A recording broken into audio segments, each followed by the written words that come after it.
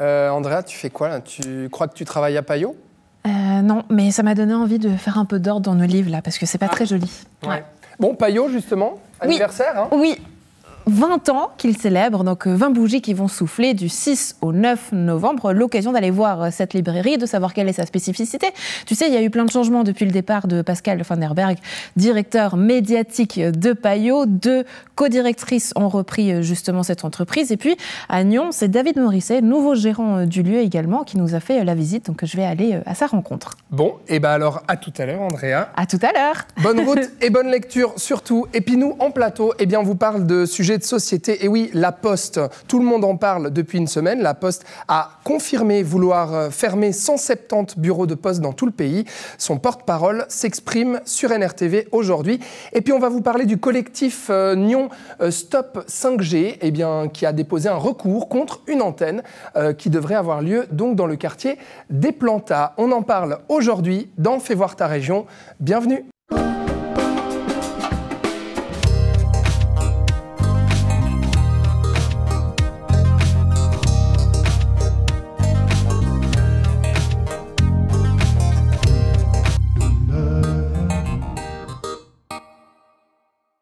Et on débute ce sujet autour de La Poste, puisque l'annonce a fait l'effet d'un boulet de canon. Mardi dernier, La Poste confirmait vouloir fermer 170 bureaux dans tout le pays, dont 19 dans le canton de Vaud. Dans le district de Nyon, vous le voyez sur les images, eh bien c'est pour le moment La Poste de Saint-Cergue qui est menacée. Souvenez-vous, début octobre, plus de 70 habitants ainsi que la municipalité avaient manifesté devant leur bureau de poste pour empêcher qu'ils ferment. Le 9 octobre dernier, NRTV recevait la municipale justement qui portait la parole de ses habitants sur le plateau.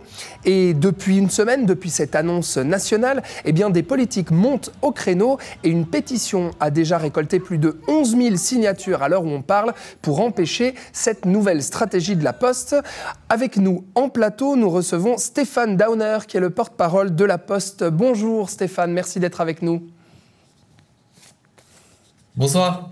Merci beaucoup. Alors, Stéphane Dauner, vous portez la parole de La Poste ce soir. Dites-nous et rappelez-nous pourquoi La Poste a-t-elle décidé de fermer plus de 170 bureaux de poste dans tout le pays pour sa stratégie 2025-2028 ? Bon, tout le monde connaît un peu le développement du volume de lettres. Par exemple, ça diminue constamment. Mais ce qui est vraiment flagrant ces dernières années, c'est le recul des services demandés dans nos offices de poste, par exemple de versement. Donc les paiements, ça a diminué de quasiment 2/3 depuis 2010.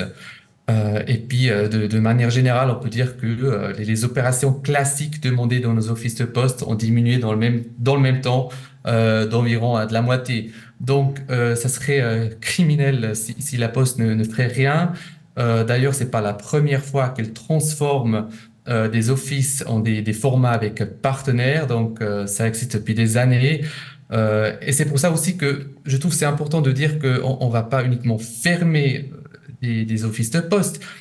Oui, certes, l'endroit, le bâtiment, il sera probablement plus comme il était depuis des décennies d'années, mais on essaie toujours de trouver une alternative. Donc voilà, dans une épicerie, un commerce local, pour rester sur place, parce qu'il ne faut pas oublier qu'on a un service universel qu'on veut garantir et qu'on garantira aussi dans le futur. Aujourd'hui, Stéphane Dauner, c'est vrai, cette solution existe déjà, de transférer les services de La Poste dans une épicerie, une boulangerie, un magasin, dans une commune. On avait cité l'exemple sur notre plateau il y a un mois, on avait parlé de Genolier, mais c'est le cas de pas mal d'autres communes dans le district de Nyon. Est-ce que c'est véritablement suffisant, Stéphane Dauner, de transférer ces services-là dans un magasin tierce? Est-ce que c'est suffisant? Est-ce que ça remplace vraiment un bureau de poste? Oui, ça le remplace. D'ailleurs, ce que beaucoup de gens savent pas, le format de agence postale, comme c'est aussi dans la loi, c'est vraiment un point d'accès à la poste qui est prévu par la loi. Donc, assurer notre accessibilité, donc à la poste, ça on peut faire avec des filiales exploitées de manière vraiment propre, donc des filiales de la poste, je dirais classiques, mais aussi avec des filiales en partenariat. D'ailleurs déjà aujourd'hui, on a autour de 765 filiales classiques, je dirais, de la Poste, mais il y a beaucoup plus déjà de filiales en partenariat. Il y a autour de 1240 dans tout le pays. Dans le canton de Vaud, c'est plus de 80. Vous le savez certainement depuis une semaine, hein, et puis même plus depuis quelques mois, qu'il y avait aussi les rumeurs justement de fermeture de bureaux de poste. C'est un sujet très très émotionnel, hein, on a l'impression pour les gens, tout le monde parle de ça. On se rend compte en fait de l'importance de ce service universel, l'importance d'avoir ces bureaux de poste conservés, en tout cas beaucoup de gens. Hein, je parlais de cette pétition avec 11 000 signatures, quand même, ce n'est pas rien hein, dans le pays pour empêcher ces fermetures de bureaux. Qu'est-ce que vous avez à répondre? Qu'est-ce que la Poste a à répondre à ces habitants de petites communes qui sont tristes de voir leur bureau de poste bientôt fermé et qui ne comprennent pas cette stratégie? On comprend tout à fait parce que on comprend que les gens ils aient l'impression qu'on leur enlève quelque chose. Finalement, ces réactions nous montrent aussi que les employés de la Poste sur place pendant des années, ils ont vraiment fait un bon travail parce qu'ils sont appréciés par la population sur place. Sauf que les fréquences qu'on a, par exemple, c'est pas uniquement les fréquences, mais surtout les fréquences ne justifient pas d'avoir des filiales exploitées de manière propre de la Poste partout dans le pays, mais évidemment, ça c'est compréhensible. Après, c'est ce que j'ai dit tout à l'heure, on va pas fermer des filiales sans pour autant trouver une solution alternative. Les habitants ne sont pas les seuls à avoir des craintes et puis à être en colère hein, de cette décision de la Poste. C'est le cas aussi des politiques et notamment à Saint-Cergue. On recevait donc il y a un mois la municipale de Saint-Cergue, Valérie Legrand-Germanier. Je vous propose d'écouter ce qu'elle avait dit sur notre plateau et de réagir juste après. Les gens l'utilisent beaucoup pour les lettres et les colis. Et d'ailleurs, la direction de la Poste nous a confirmé que sur ce segment-là, l'activité depuis des années était tout à fait stable. Et puis, les gens l'utilisent aussi pour faire leur paiement. Alors, moins qu'avant, parce que sur les jeunes générations, on a un transfert vers l'e-banking. Mais il n'empêche que nous, avec plus de 500 personnes de plus de 65 ans, on ne peut pas attendre de ces 500 personnes qu'elles aient toutes les compétences digitales pour se mettre à cette nouvelle façon de faire. On se retrouve avec une Poste qui continue de facturer ses services au même prix, mais qui déclasse la qualité en offrant moins et en demandant simplement aux gens de se débrouiller avec des solutions qui soient soit digitales, soit sur réservation, avec des méthodes qui sont pas franchement dignes d'un service que eux-mêmes nomment universel. Donc je pense que le mot universel est un petit peu à géométrie variable. Stéphane Dauner, porte-parole de la Poste, je vous laisse réagir à ce que vous venez d'entendre. Oui, service universel, c'est très important. C'est un peu c'est évidemment la DNA de la Poste. C'est notre mission principale. Après, la Poste va aussi s'assurer une pérennité financière à long terme. Ce qu'on oublie aussi, oui, on offre ce service universel partout dans le pays, donc pour le paiement, mais aussi pour le service universel postal. La Poste fait ça avec son propre argent qu'elle gagne avec ses services. Donc, il n'y a aucune subvention de l'État. D'ailleurs, c'est bien qu'il n'y ait aucune subvention de l'État parce que la Poste, elle est financièrement saine. Elle va aussi le rester dans le futur. Après, ce qui a été dit tout à l'heure par rapport aux services de paiement, par exemple, c'est vrai, dans les agences, donc les filiales en partenariat, par exemple, on ne peut pas faire les paiements en espèces pour des questions réglementaires et aussi sécuritaires. Par contre, ce qu'on oublie souvent, c'est que dans ces cas-là, on offre le service de paiement en espèces avec le service à domicile. Donc, si jamais il y a quelqu'un qui veut faire un paiement, il peut le faire auprès du facteur. Il faut tout simplement appeler le service client de la Poste pour pouvoir faire un paiement le lendemain au pas de la porte. Est-ce que la Poste a eu contact? On offre des alternatives, c'est ça que je veux dire. C'est vraiment, on ferme rien sans trouver une alternative. Est-ce que la Poste a eu contact avec la municipalité de Saint-Cergue? Parce que je parle de Saint-Cergue parce que c'est vraiment la commune qui est concernée hein, et dont le bureau de poste est menacé de fermeture dans notre district de Nyon. Est-ce que la Poste a eu contact avec la municipalité de Nyon depuis cette annonce la semaine dernière?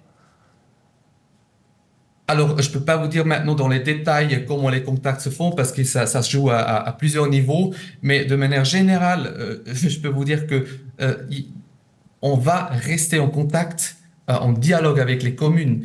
Donc, dans le canton de Vaud, par exemple, on a mené des premiers entretiens avec environ la moitié des communes. Ceux qui n'ont pas encore eu l'entretien, on les a déjà informés et fixé un rendez-vous pour encore cette année, en début d'année 2025. L'important, c'est qu'on reste en dialogue pour trouver une solution pour le futur. Aussi très important, c'est que on va pas faire cette transformation du jour au lendemain. Là maintenant, on se trouve en novembre 2024. On vient de confirmer le nom des communes qu'on veut, où il y a une filiale qu'on veut transformer.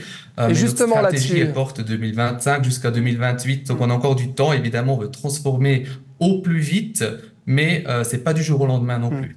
Justement là-dessus, sur le choix en fait des communes, il y en a 19 qui concernent le canton de Vaud. J'aimerais savoir comment est-ce que la Poste choisit quels sont les bureaux qui doivent rester ouverts et quels sont les bureaux qui doivent fermer.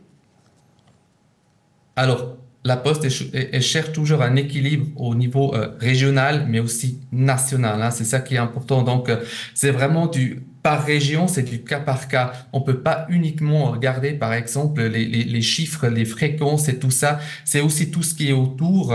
La Poste, elle regarde évidemment quelles sont les possibilités de transport. Quelle est la population, quel est le développement aussi de la population qu'on prévoit dans un certain endroit. Donc, c'est tout un tas de facteurs qui a été mis ensemble cette fois pour vraiment déterminer quels sont les filiales, les endroits où on va transformer en format avec partenariat. Donc, c'est pas juste de la mathématique pure, pas du tout. C'est vraiment une globalité de plusieurs facteurs. Bon, pour autant, on a l'impression que la Poste se base tout de même sur des chiffres et des chiffres de rentabilité par rapport à ses bureaux et au volume en fait de services et de produits qui sont vendus dans les bureaux de poste. À quel moment est-ce qu'on se dit ce bureau de poste-là n'est plus valable, n'est plus viable économiquement? Quel est le seuil de rentabilité d'un bureau de poste? Alors, je pourrais pas vous parler d'un seuil de rentabilité d'un bureau de poste singulier. Si on parle, nous, de rentabilité, on parle pour la Poste de manière globale. Je viens de dire que la Poste est autofinancée pour le service universel postal. Donc, elle doit veiller à ce qu'il y ait... que les coûts soient quand même contrôlés et qu'on nous voyons sur place que les fréquences baissent de plus en plus. Les coûts pour nous sont juste trop importants pour garder une filiale sur place et c'est pas un secret que évidemment d'autres formats avec des partenaires nous coûtent moins cher pour pouvoir offrir plus ou moins le même service à la population sur place. Mais est-ce qu'il y a un chiffre, un volume où à un moment donné on se dit là ce n'est pas assez, ce bureau de poste doit fermer? Non, c'est justement ce que je viens de dire, c'est pas de la mathématique pure. La Poste, elle a un réseau, d'ailleurs, le réseau le plus dense d'Europe. Il n'y a aucune autre société postale en Europe qui a la même densité comme la Poste suisse.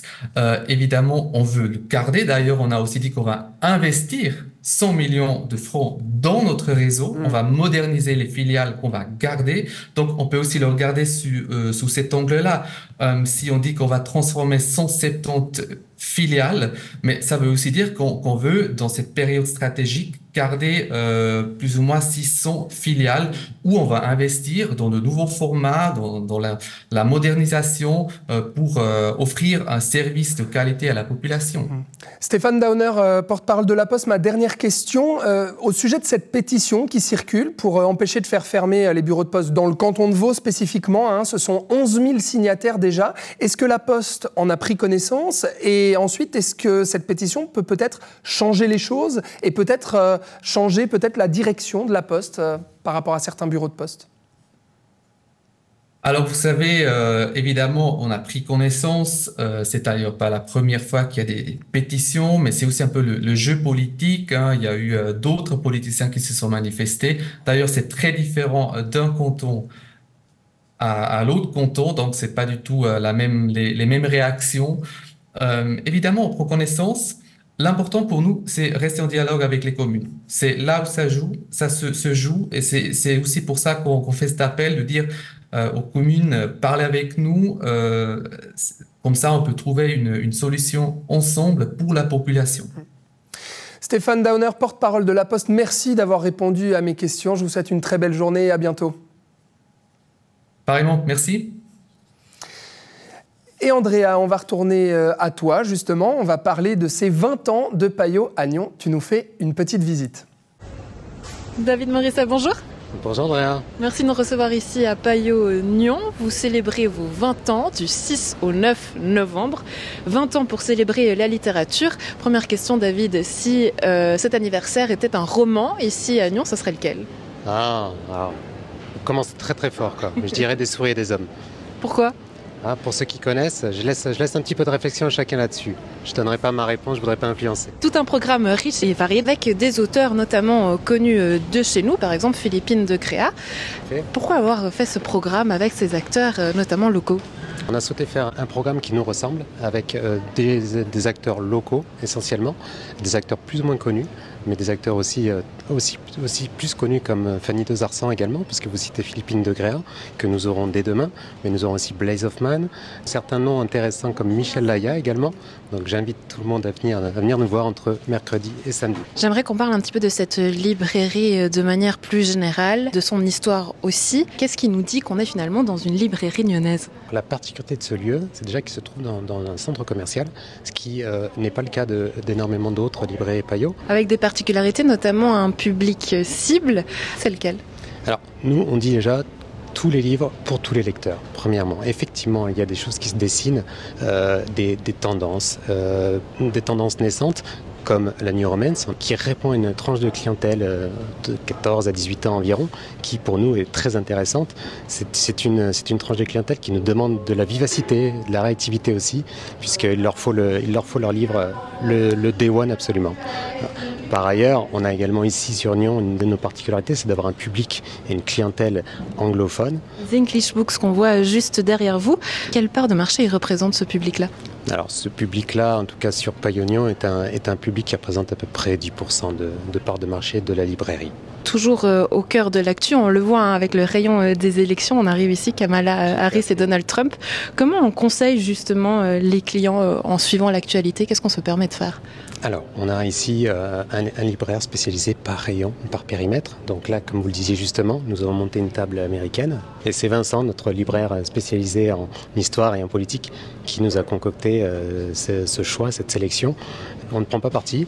Nous, on présente et on propose et on partage de la culture. Est-ce qu'il y a par exemple des genres qui sortent du lot et qui se vendent le plus? Ce serait lesquels? C'est bien évidemment la littérature. La littérature est traduite et francophone. On a également d'autres sujets très publicités comme la cuisine, qui est quelque chose qui est très à la mode et plus particulièrement encore depuis l'après-Covid. Et puis on a toute la partie jeunesse qui englobe littérature 8-10 ans et BD et manga, où là on a une population client très fidèle. J'imagine qu'il a fallu aussi s'adapter aux moyens de communication. C'est notamment les réseaux sociaux, la vidéo. Est-ce que là aussi, en tant que libraire, vous avez pris cette tendance-là de communiquer de plus en plus sur les réseaux sociaux? Alors tout à fait, le libraire se modernise bien évidemment en jouant et en abusant de ces nouveaux moyens de communication que sont les réseaux sociaux. Alors vous parlez de la jeunesse, Andrea, et la jeunesse, on sait que c'est une population très friande de ça, qui fonctionne avec son temps, très simplement. Elle lit encore ?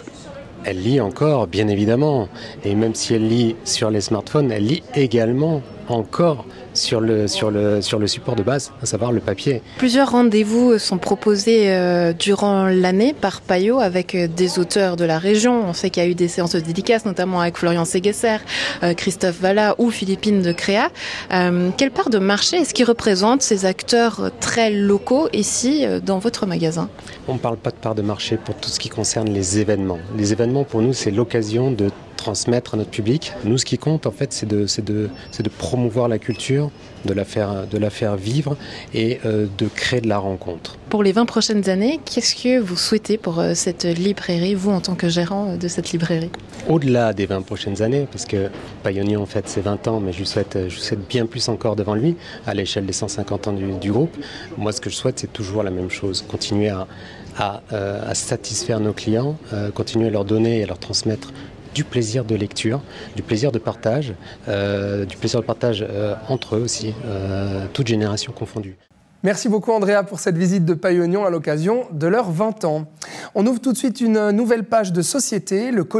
Le collectif Stop 5G Nyon a déposé ce lundi un recours devant le tribunal cantonal visant à empêcher l'implantation d'une nouvelle antenne 5G dans le quartier des Plantats à Nyon. La représentante du collectif, Anna Maria Frusciante, s'explique avec nous en plateau. Bonjour Anna Maria. Bonjour. Merci d'être avec nous. Bienvenue, je vous en prie. Merci pour l'invitation. Alors je le disais, avec grand plaisir, donc votre collectif Stop 5G Nyon a déposé ce recours lundi, donc une quarantaine de recourants. Est-ce que vous pouvez juste nous rappeler pourquoi est-ce que vous vous opposez à une antenne 5G à la Planta? Il y a différentes raisons qui nous ont amenés à faire opposition et maintenant à faire recours. Une d'elles, c'est le fait qu'il y a déjà 18 antennes dans un périmètre de 997 mètres. Il y a une antenne à moins de 100 mètres, donc on a bien assez couvert. La ville de Nyon est de manière générale bien assez couverte. Qu'est-ce que vous craignez avec cette antenne supplémentaire? Il y a des questions sanitaires qui inquiètent. Tous les recourants ont recouru à cause principalement des questions sanitaires, des risques, des impacts sur la santé, sur la qualité du sommeil, la qualité notamment du sommeil, l'impact que ça a sur le développement des enfants. Il y a différentes raisons, mais toutes principalement liées à la question sanitaire. Vous parlez de risques, parce qu'aujourd'hui, il n'y a pas spécialement d'études claires qui attestent formellement de la dangerosité de cette antenne 5G, mais ce sont des risques et des craintes liés à quoi, par exemple? Parce que je crois qu'on parle d'électrosensibilité aussi. On a plusieurs hypersensibles dans le collectif. Il y a pas mal de gens qui sont aussi conscients du fait que les études scientifiques problématiques peuvent être facilement balayées. On connaît tout ce qui s'est passé autour de l'amiante, autour de la cigarette, autour d'études autour de médicaments. Enfin, c'est connu. Le fait que certains sujets dont on ne veut pas parler, oui. On les balaye facilement. Et voilà, moi, j'ai pu voir à quel point c'est très difficile aujourd'hui de ne serait-ce qu'amener ce sujet-là sur la table, parce que les réactions auxquelles on fait face sont d'une violence. Moi, je m'attendais à ce que ça ne soit pas facile, mais je ne m'attendais pas à autant de violence. C'est-à-dire qu'on vous dit vous êtes trop sceptique? Ah non, mais moi, ça c'est poli comme réaction. Oui. Vous avez quoi? Moi, j'ai des gens qui sont venus m'insulter en privé, des messages anonymes. Et au fond, on passe pour des illuminés puis des abrutis qui croient en n'importe quoi. Pourtant, en avril dernier, quand on vous a donné la parole, vous étiez 140 signataires. C'était d'abord sous forme de pétition, il me semble. Ce n'est pas une pétition, c'était une vraie opposition. C'était une opposition, oui, c'est ça. Formelle. Avant de faire recours aujourd'hui, au niveau des oppositions, au niveau des membres du collectif, est-ce que ça a évolué, ça a augmenté, diminué depuis avril dernier? Alors, ça a diminué, mais ça, on le savait. Il y a plusieurs personnes qui ont dit dès le départ on n'ira pas plus loin, parce qu'aller plus loin, ça veut dire que ça coûte. Et donc, pas tout le monde a les moyens de. C'est pour ça qu'on a créé une association. Donc, on sait aussi qu'il y a plein de gens qui sont dans une espèce de défaitisme, de dire de toute façon, à quoi bon, ils vont gagner, c'est un rouleau compresseur dans une certaine mesure. C'est David contre Goliath. Oui, c'est ça, c'est David contre Goliath. Mais nous, on a quand même un joli taux de conversion, on va dire, je ne sais pas si on peut le dire comme ça, mais on a pratiquement 30% des gens qui ont poursuivi. Jusqu'au recours. Qui sont avec nous dans le recours. Et si on avait pu... en fait, il y a des questions légales qui font que si on n'a pas fait opposition en avril, on ne peut pas faire recours. Donc, mais il y a plein de gens qu'on a eus qui nous soutiennent dans l'association financièrement, mais s'ils avaient pu, ils auraient signé. Mais on dit, vous n'avez pas le droit de signer parce que vous n'étiez pas là en avril. Alors rappelez-nous... Donc c'est vraiment, il y a du soutien. Nous, on n'a pas pris la décision toute seule de continuer dans ce recours, dans la voie du recours, mais on a vraiment... Demander qu'est-ce que vous voulez faire. Du coup, il y a un vrai soutien, seulement une quarantaine de signataires, mais plein d'autres gens derrière qui soutiennent autrement. Alors un recours, ça se dépose donc grâce à un avocat, en l'occurrence une avocate, qui dépose au tribunal cantonal. Contre qui ? C'est une très bonne question, je n'ai encore pas tout à fait compris, mais c'est une très bonne question. Ouais, donc on dépose un recours. On a déposé un recours contre l'installation de... Voilà, c'est ça. Comme c'est la commune qui a donné l'autorisation de construire, le permis de construire, la commune est concernée directement. Mais ça coûte combien de déposer un recours? Parce que vous nous parliez, que ça coûte de l'argent. Donc il y avait des opposants ensuite qui ne se sont pas transformés en recourants. Ça coûte combien de déposer un recours comme celui-ci? Alors, dans les grandes lignes, le pire scénario, c'est à peu près 15 000 francs. Donc, si on a 150 personnes qui donnent 100 francs, c'est pas mal, on a couvert les frais. Et là, jusqu'ici, combien d'argent est-ce que l'association a dû débourser pour le recours? Alors là, on a payé l'avocate. Oui. On a avancé donc la provision pour l'avocate. On va devoir payer sous peu les frais de tribunal, plus l'expert. Et après, si on est débouté au tribunal cantonal, on va devoir peut-être, mais ça on l'a aussi anticipé, on va peut-être devoir payer les frais d'avocat la partie adverse, mais on a mis tout ça dans ces 15 000 francs. D'accord. Donc vous avez compris le total. Effectivement, quelles sont les chances que cela puisse aboutir? Combien de temps il va falloir attendre avant d'avoir une décision? C'est pas une question plus précise. C'est impossible de savoir. C'est impossible de savoir dans le sens où on n'est pas le seul dossier sur les bureaux, dans les tribunaux. Donc ça peut prendre un certain temps, ça peut prendre 1 an, 2 ans. Quelles sont les chances, ou plus, quelles sont les chances? Il y en a, sinon vous ne l'auriez pas fait. C'est ça, il y en a. On est tout à fait conscient, comme vous l'avez dit, c'est David contre Goliath.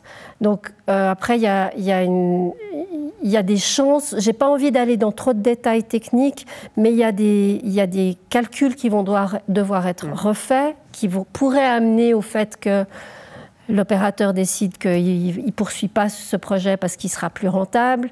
Il y a la jurisprudence qui est en train de naître, on va dire ça. Donc, quelle est la prochaine date butoir? Alors, 25 novembre, j'ai appris ce matin, 25 novembre, on doit fournir au tribunal des éléments complémentaires. Et à partir de là, ça ne sera plus dans nos mains. On a jusqu'au 25 novembre pour fournir... Là, ce sera attendre 1 ou 2 années, c'est ça, comme vous dites? On ne sait pas. On ne sait pas. Mais on va suivre, en tout cas, avec intérêt, l'avancée de vos actions. Anna-Maria Frusciante, donc, membre et puis représentante aujourd'hui du collectif Stop 5G Nyon. Merci d'avoir été avec nous. Merci à vous. Et merci à vous d'avoir regardé cette émission. Demain, il n'y a pas d'émission, mais il y a le Conseil communal de Gland qui sera diffusé en direct dès 19h sur Nyon Région Télévision. Et nous, on se retrouve lundi avec un débat dans FC Politique autour de l'élargissement autoroutier et de la votation du 24 novembre. Pour ou contre, eh bien, les débattants y répondront sur notre plateau. Je vous souhaite un excellent week-end à toutes et à tous sur NRTV.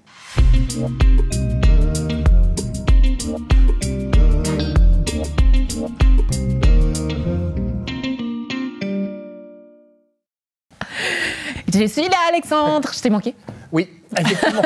Ça te rend comme ça, les livres, toi? Payot, oui, on parle de mon dada, de ma passion, les livres. Donc, parler de cet anniversaire de Payot qui souffle quand même ses 20 bougies. Réelle institution chez nous, moi, ça me fait plaisir. C'est pas rien, effectivement. Et des institutions chez nous, on en a parlé dans notre émission Société de mercredi. La Poste s'est enfin exprimée sur notre antenne pour parler de cette annonce de suppression de 170 bureaux de poste dans tout le pays, 19 dans le canton. Et dans le district Nyon, c'est la Poste de Saint-Sergue qui est menacée. Souvenez-vous, on vous en avait parlé. C'est vraiment un sujet émotionnel, ça, à la Poste. Oui, dites-nous d'ailleurs, faites-nous part de vos avis sur les réseaux sociaux. Autre sujet d'ailleurs émotionnel, c'est les antennes 5G. Un collectif Stop 5G s'est mis en route du côté de Nyon. Ils sont prêts à aller très loin, même du côté judiciaire, Alexandre. Oui, effectivement, donc pour empêcher la construction d'une nouvelle antenne 5G dans le quartier des Plantats à Nyon. Et vous, est-ce que vous êtes pour, contre? Est-ce que vous trouvez qu'il y en a trop, pas assez, des antennes 5G? Est-ce que vous êtes méfiant à l'encontre de ces antennes? Dites-nous tout dans les commentaires sur les réseaux sociaux. Lundi, c'était sport avec des résultats positifs et négatifs. Effectivement, on a fait le bilan sportif à mi-saison, avant la trêve hivernale, pour le football avec le FC Gland et puis pour le rugby avec le Nyon Rugby Club. Eh bien, l'un est content, l'autre un petit peu moins. Il faut revoir l'émission pour apprendre tout ça. À revoir également ces FC Politique mardi aux commandes Florian Cavalleri qui donne notamment la parole à Sancergues puisque la stratégie touristique est enfin dévoilée, Alexandre. Oui, enfin dévoilée effectivement, une stratégie 4 saisons et notamment qui veut mettre l'accent sur l'hôtellerie. Puisqu'on parle politique, eh bien jeudi, c'est le conseil communal de Gland à suivre en direct sur NRTV. Et Gland, on en a parlé avec toi, Andrea, avec le Forum Nouvelle Économie et avec les commerçants de Gland. Oui, rendez-vous incontournable pour les acteurs économiques de la région, savoir comment est-ce que le commerce se porte en ce moment, puisqu'il y a les travaux qui battent leur plein du côté du Vieux-Bourg. Plusieurs commerces ont fermé, pas en lien avec ces travaux, mais quand même, ça pose des questions. Et ces questions, on les a posées à la déléguée de l'économie, Johanna Baird. On vous donne rendez-vous lundi pour une émission spéciale, et Alexandre, sur les autoroutes. Est-ce que vous êtes pour ou contre une votation nationale? Florian Cavalleri sera aux commandes de cette émission, à voir notamment lundi. Eh bien super, il ne reste plus qu'à nous souhaiter un bon week-end. Bon week-end.